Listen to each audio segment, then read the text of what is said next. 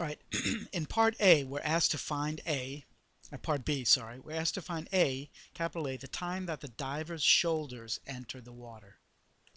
And so what we're looking for here is where the function y equals 0. Now the first thing that I need to clarify here is that the A mentioned in this problem is not the same as the A that I used in part A. Probably the A that I used in part A was not a wise choice of variable names or constant names, seeing that we are already told that A is going to be the time the diver shoulders enter the water. So for what it's worth, I've gone back and changed that to B in part A so that we can use A in part B. And so in part B, what we're looking to do is find where y is equal to 0. Now we could use the calculator, and possibly we will, but being that the antiderivative of dy dt is easy to find, we're going to go ahead and find that antiderivative. And so the integral of 3.6 minus 9.8t dt, I'm using an indefinite integral here, and so that comes out to be 3.6t minus 9.8t squared over 2 with a plus c, and that simplifies to 3.6t minus 4.9 t squared plus c.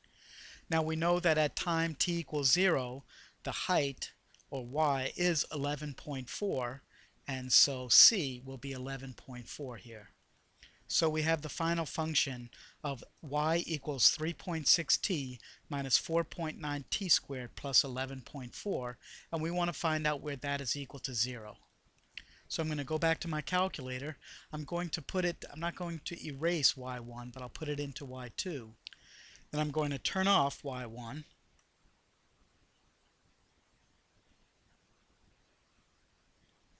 Zoom standard. And since, of course, time has to be greater than or equal to 0 in this case, I'm looking for the only 0 that is positive. And so second, calc, 0. My left bound could be 0. My right bound might be 5. And guess, I hit enter, and so my value is at 1.936. Now that y value is stored in x, so if I were to go out, back to the home screen, and I were to store that value into A, I would have it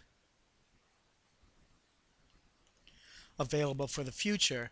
Now it is also stored in X, so if I were to hit X right now, you can see that it's also there. So I could do X store A as well, which might be safer in this case.